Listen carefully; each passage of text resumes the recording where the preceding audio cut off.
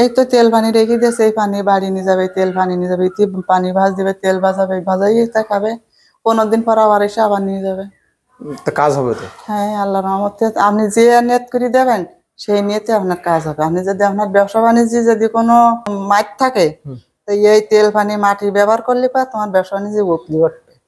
বাড়ি থাকলে গায়ে আগুন জ্বালা উঠে যায়, মনে হয় যে এখানে আশাই লাগবে। হ্যাঁ, আসলে খুব শরীরে ভালো লাগে। থাকবে না এখানে, কিন্তু এখানে যারা যারা আইছে বড় বড় বেদি নিয়ে, তারা আল্লাহর দোয়ায় নিজের ওসিলায় সবাই সুস্থ এখন।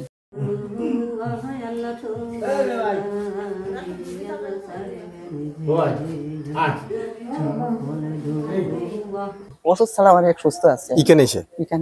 তাহলে তো এটা হাজবেন্ডের বুঝতে হবে যে এখানে এসে আমি সুস্থ থাকি। হাজবেন্ড বোঝে, কিন্তু হাজবেন্ডের তো বাড়ির লোক বোঝায় যে তোর বউ হয় না পাঠাস কেন, তোর বউ হচ্ছে ভালো কাজে যায় না। সব জায়গাতে কোনো কাজ হলো না, যখন এখানে হইলো মুক্তি পাই আমি আল্লাহর রহমতে ভালো। তোমার মতো এরকম ছেলে আছে, বাবা আমার ছেলে দিয়ে দিয়েছি, নাতি নিয়ে গেছে। তাহলে তো সবার একটা সম্মান থাকা উচিত এইখানে, যেহেতু মা এখানে সুস্থ হয়েছে। আমার ছেলের হাতে করে নিয়ে আসে বাড়ি এলায় আনলো এখন। ওই তো তাহলে বুঝতে হবে ব্যাপারটা। অনেক সময় মানুষ ভিড় থাকে, সেখানে নিয়ে আসে না, ভিড় কমে গেছে এখন নিয়ে এসেছে। আচ্ছা আচ্ছা আচ্ছা, বিশ্বাসের উপরে এটা জিকিরা কাজ করে দোয়া নিয়ে চলে যাবে। আবার একটু বৃহস্পতিবার আসলেন, জিকির আছে, আমল আছে, সবই আছে এখানে। ও ঘরের লোক থাকবে, এখানে লোক থাকবে, গাছতলায় থাকবে, বাইরে থাকবে। ওই রাত্রি রাত 2-3 ভোর রাত পর্যন্ত ফজরে আজানও দেবে, বন্ধ হয়ে যাবে। আমি এখানে আসি আরো 40 বছর আগের থেকে আসা যাওয়া করি। আচ্ছা, এখানে একটা সাপের একটা কি আছে নাকি সামনে শুনেছি? হ্যাঁ তো বাইরে এই তো এখানে আছে। ওখানে কি এই সাপ দুটো কিসের চিহ্ন একটু বলেন তো? এই ইতিহাস আছে, ইতিহাস কি? রাগিনী আর কাল রাগিনী। এরা কি অরিজিনাল সাপ ছিল? হ্যাঁ, মনসা এরা।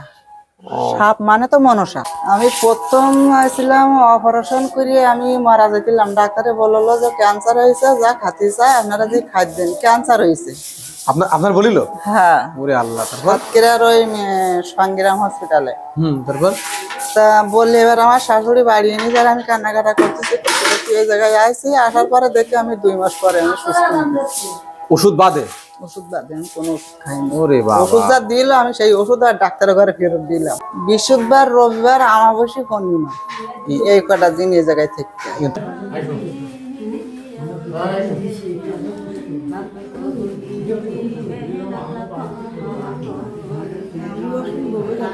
আমার বাড়িওয়ালা তো আমার দেখে না, এই পথে ঘুরি কেন, তাই আমি যে ঘুরি কেন সব আল্লাহ জানে, আর আমি জানি, আর এই ওসিলারা জানে। মানে এত টান যে এই জায়গায় আসতে খুবই ভালো লাগে না? আমাদের খাওয়া ঘুম কিছু থাকে না, এই জায়গায় আসলে খাওয়া ঘুম কিছু থাকে না। যখন মানে দেখা যাচ্ছে যে একটা হাট বাজারে আনন্দ ফুর্তি করে, এই জায়গায় আসলে আমাদের একটা ফুর্তি লাগে, খুব একটা খুশি লাগে, এই জায়গায় আসলে ভালো লাগে।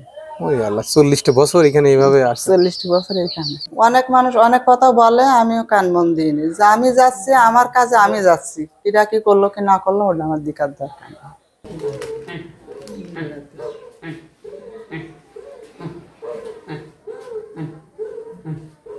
সেইখান থেকে এই পর্যন্ত সুস্থ, তার মধ্যে ঢাকায় যে আমি একটু অসুস্থ হয়েছিলাম, থাকার পরে আমি আবার এখানে আইছি সেই অসুস্থের জন্য। তো এখন আমি আগের থেকে একটু সুস্থ আছি।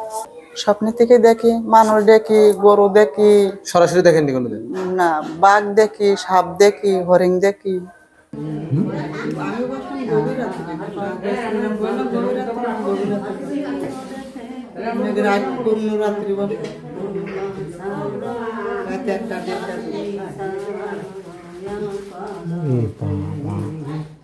কিন্তু ঘুমায় না।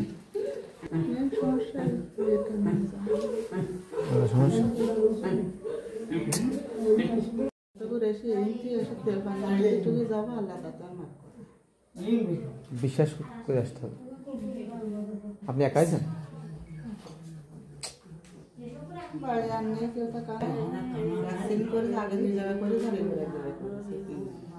করার পরে এবারে যে অ্যাক্সিডেন্ট করেছে তাকে আমার বেশি সমস্যা আরো বেশি ওষুধ খাবো না, তাই